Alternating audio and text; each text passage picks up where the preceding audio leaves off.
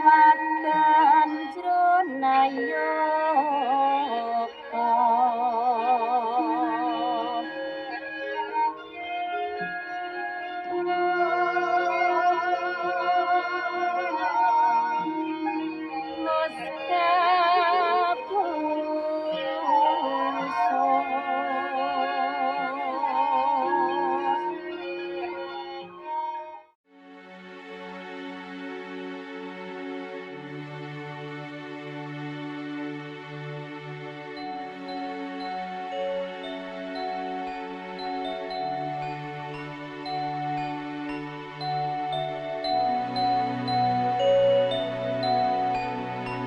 Assalamualaikum warahmatullahi wabarakatuh. Rahayu, rahayu, rahayu, sagung para rawuh. Salam budaya. Baik, di siang yang cerah ini kita telah diberikan kesempatan untuk bertemu kembali dengan Sang Raja dan para abdi dalam serta para kerabat Keraton Malawapati Agung Hadiningrat. Saya Suci Indah Wulandari sebagai reporter Keraton Malawapati Agung Hadiningrat, dan kita juga akan berbincang-bincang hangat dengan Sang Raja Malawapati Agung Hadiningrat. Sebelumnya saya izin memperkenalkan kembali Sang Raja Datuk Raja Diraja Wali Agung Kanjeng Gusti Sinuwun Prabu Hamurwabuwana Raden Mas Rahmat Muzaim. Permaisuri Datin Sang Betari Sekaring Bumi Wilujeng Intan Delima, Pangeran Raden Arjuna Cahaya Delima, Kanjeng Gusti Ibu Suri, Kanjeng Gusti Begawan Wirotomo, Kanjeng Gusti Pangeran Purboyo, Kanjeng Gusti Tumenggung Wonoboyo, Kanjeng Gusti Rekrean Pengalasan, dan yang terakhir Pangeran Raden Mas Pakualam.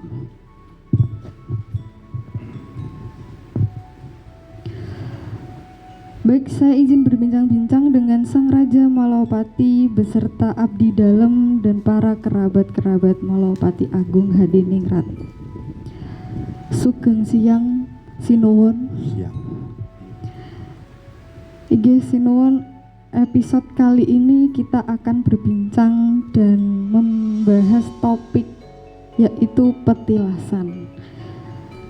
Menyambung pertanyaan di episode sebelumnya, kita pernah dan sempat menyinggung tentang petilasan.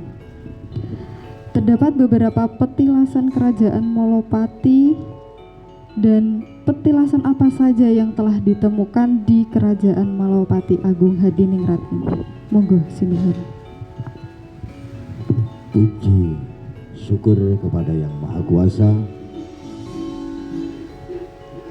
Pada kali ini kita berjumpa dan kita akan membahas dan menjawab pertanyaan dari rekan-rekan.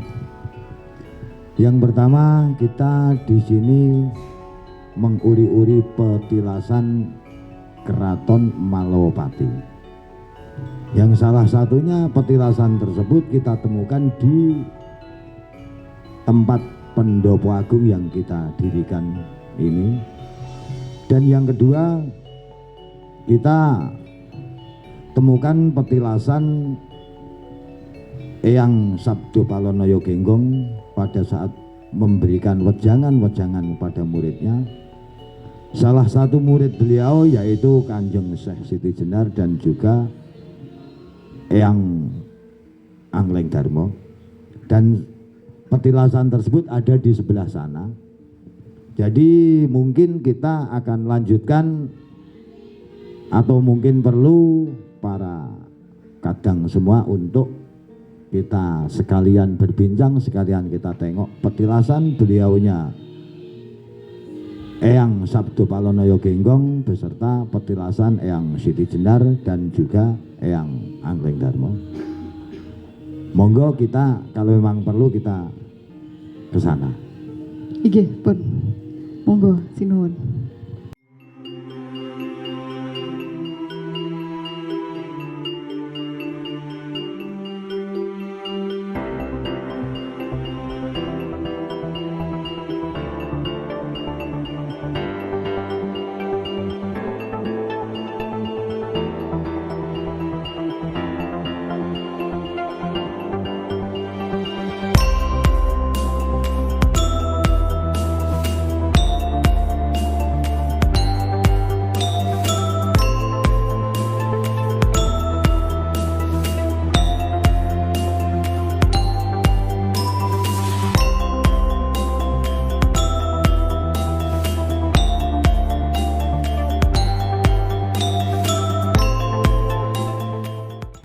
Baik, kita lanjutkan, dan perlu kita ketahui kita berada di salah satu petilasan yang ada di Keraton Malapati Agung Hadiningrat.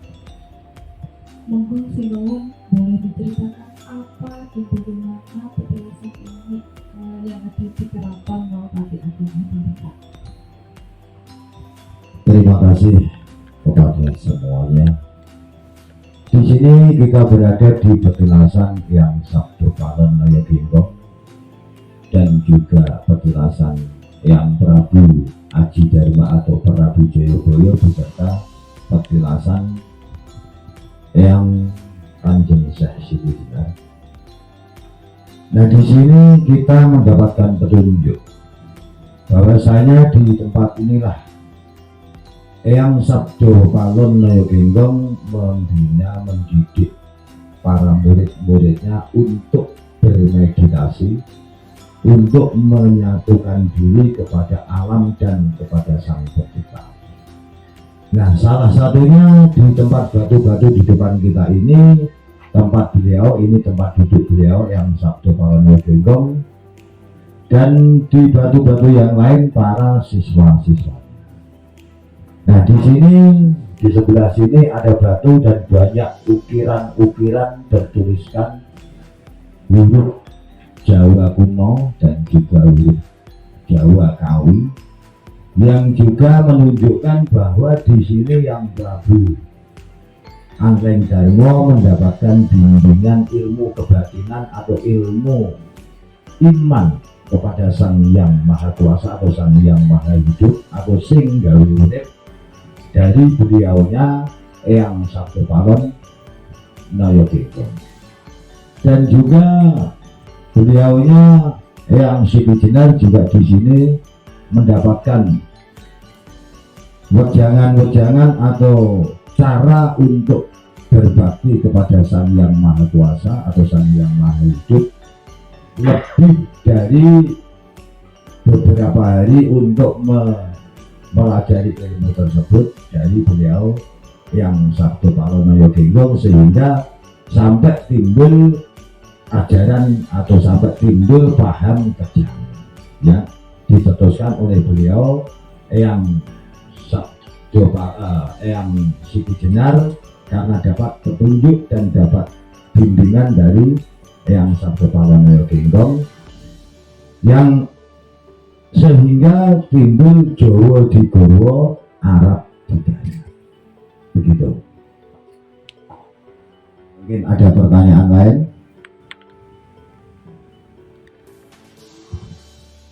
Pertanyaan yang selanjutnya, apakah petilasan-petilasan ini sudah diteliti atau telah dilakukan penelitian oleh para ahli seperti arkeolog atau maupun budayawan sejarawan?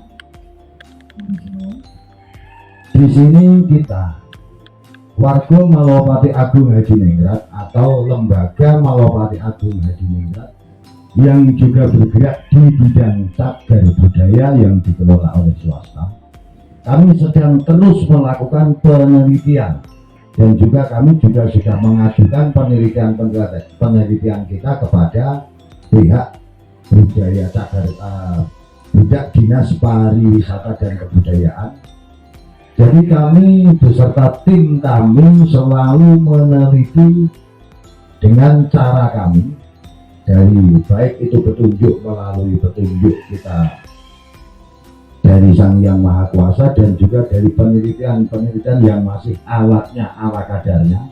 Dan mungkin kalau memang suatu saat dari pihak pemerintah kita sudah bisa menyentuh pada kita untuk membelikan alat, atau mungkin kita sudah ada biaya membeli alat yang lebih canggih, mungkin kita akan lakukan yang semaksimal mungkin, baik di wilayah Keraton Malopati yang berada di NKRI ini dan juga di tempat-tempat yang lain di Indonesia. Yang intinya kita ingin selalu bahwa budaya dan kebudayaan bangsa kita selalu diingat dan selalu dilestarikan, karena budaya sebagai cikal bakal dan akal bakal adanya kebangsaan negara NKRI. Begitu, mungkin ada pertanyaan selanjutnya. Oke, menanggapi tentang cagar budaya, berarti tujuan dari ditemukannya petilasan ini bukankah untuk belajar tentang sejarah? Tetapi selain itu juga ditakutkan apabila petilasan-petilasan ini akan disalahgunakan, seperti halnya untuk tadi kebudayaan atau berbagai hal. Bagaimana menurut saya? Menurut paham dan menurut agama yang dipahami yang ada di Nusantara ini dan khususnya ada di negara NKRI, dan agama apapun yang ada bila mana salah guna, berarti bukan agamanya, bukan budayanya yang salah, tapi orang yang menyalahgunakan itu yang perlu kita kasih pemahaman. Karena apa? Karena semua amal dan perbuatan itu tergantung pada niat. Bila mana kita sudah niat salah dan kita menjalankan dengan cara yang salah, justru akan salah dua kali. Walaupun kita sholat 5 waktu yang diajarkan oleh kepercayaan agama Islam, kepercayaan agama Muslim, bila mana niat kita salah, itu juga akan salah. Bahkan kita menjalankan ibadah haji ke Mekah sekalipun, kalau niat kita salah, maka juga akan salah. Sehingga yang salah bukan tempatnya, tapi yang salah orang yang memang salah niat atau salah cara dalam menjalankan suatu peribadatan. Jadi di samping cagar budaya ini untuk menguri-uri budaya, untuk melestarikan budaya supaya bangsa kita Indonesia tidak lupa dengan budaya dan sejarah, supaya bangsa kita tidak lupa jati dirinya. Di sini ya banyak sekali orang yang menjalankan mungkin ritual, ingin mendekatkan diri kepada Sang Yang hidup, ingin mendekatkan diri kepada Sang Yang Maha Kuasa. Setelah dekat dengan Sang Yang Maha Hidup, Sang Yang Maha Kuasa, kita memohon, meminta apa saja itu halal dan sah. Tapi bila mana meminta kepada sesuatu selain Yang Maha Kuasa, minta kepada sesama makhluk dengan mengimani atau meyakini bahwa sesama makhluk itu yang memberikan pertolongan, itu yang tidak boleh. Jadi kalau mungkin disalahgunakan, ya yang menggunakan yang salah itulah yang perlu kita kasih pemahaman untuk supaya tidak salah guna dan menyalahgunakan sesuatu yang ada di sekeliling. Itu mungkin ada yang kurang paham, monggo dipahami bersama.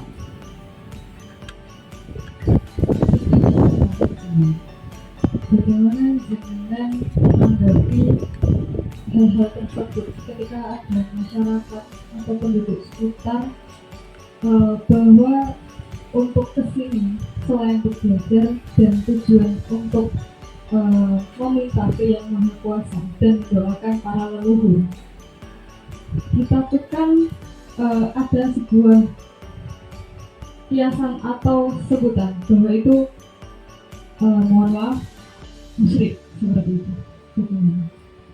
Nah, kalau memang ada orang atau teman kita atau saudara kita di luar sana, atau bahkan mungkin yang sudah juga masuk kepada wilayah petilasan Malopati ini, yang punya tanggapan bahwa saya di sini mendoakan para leluhur itu nanti akan jadi syirik ataupun akan menjadi musyrik.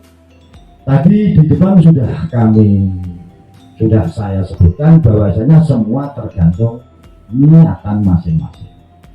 Nah, begitu juga di masjid pun kalau niatnya salah meminta sesuatu kepada yang bukan pada yang maha kuasa, itu juga akan salah dan syirik.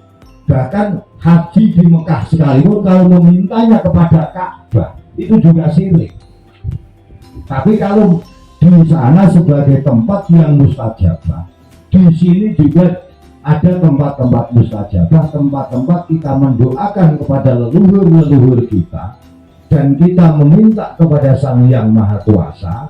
Di situ kita akan menemukan bahwasanya di dalam permintaan tersebut tergantung memintanya pada siapa, dan yang diminta itu siapa, dan dengan cara apa dia meminta. Jadi kalau dengan cara yang benar, syirik itu yang jelas tidak ditemukan. Tapi kalau memang paham itu dianggap syirik, ya berarti di dunia ini tidak ada orang yang tidak syirik. Jadi kita dalam memuri budaya atau melestarikan budaya, kita memohon kepada Yang Maha Kuasa di tempat-tempat yang mustajabah atau tempat-tempat yang istimewa, diistimewakan oleh Yang Maha Kuasa. Dan di situ juga napak jelas pada leluhur kita pada masa itu bersemedi atau berzikir ataupun memohon kepada Sang Yang Maha Kuasa dianggap syirik. Berarti yang menganggap syirik itu ngopine kurang kental, kurang adab manggone.